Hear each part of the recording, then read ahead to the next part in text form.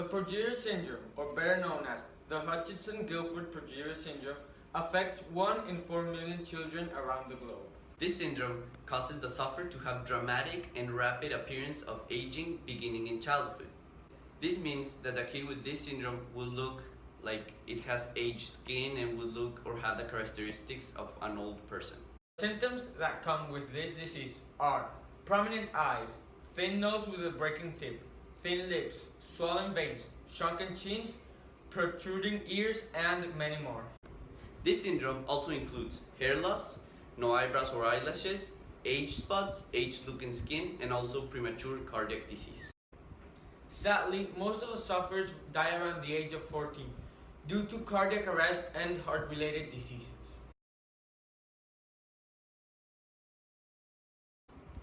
This syndrome is caused by a mistake in the LMNA gene, which is located in the position 22 of chromosome 1. This gene codes for the lamin A protein, which makes the nuclear envelope in cells. This change causes the cell to produce an altered version of the lamin A protein, which is called progerin. Progerin is a protein which has 50 less amino acids than lamin A. This protein serves the same purpose as lamin A, but it builds wrongly the nuclear envelope of cells, causing the shape of a nuclear envelope to be distorted. This causes the cells to die prematurely. This causes the children to age much faster than they should be. This syndrome is an autosomal dominant trait. This means that if one of your parents passes down the altered gene, you'll have a 100% chance of having this disease. Any person carrying the disease will be affected by it. Although most of the times this disease is received due to mutations in the cells, as most sufferers don't live to have children, there have been several cases of this disease being inherited. An example of this happened when a mother had 2 children and both were born with this genetic disease. This suggests that the mother passed the altered gene to both of her child. We can use Punnett squares to show how this genetic disease is inherited. Now we're going to show how the genes are passed from generation to generation. So we're going to use capital A to represent an allele with progeria, and a small a to represent an allele with no progeria.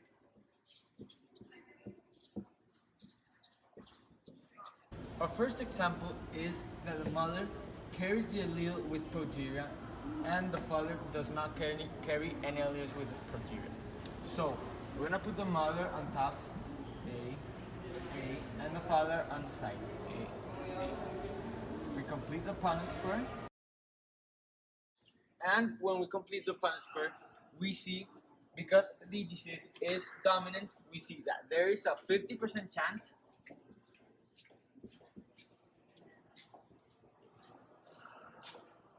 that the offspring will have the disease. And there's a 50% chance that the offspring will not have the disease. We're going to use the example with a mother with 2 alleles with progeria and the father with 2 alleles with no progeria. First, on top, we're going to do the mother. We're going to put both capital A's, and then on the side, we're going to do the father. And because this disease is dominant, it will always be or win in the small a. So this means that the offspring will have a 100% chance of getting this disease. The next example is that a mother has 1 allele capital A, 1 allele small a, and the father has 1 allele capital A and 1 allele small a. So as we see in a Punnett square, there's a 25% chance of the offspring having 2 alleles capital A, which means that he will have the disease. There's also a 50% chance of the offspring having capital A, small a, meaning that he will also have the disease, and 25% chance of the offspring having 2 small a's, meaning that the offspring will not have a disease. If the mother has the 2 alleles with capital A or with progeria, and the father also have the same as the mother with 2 alleles with progeria, this will cause that the offspring will have a 100% chance of getting this disease.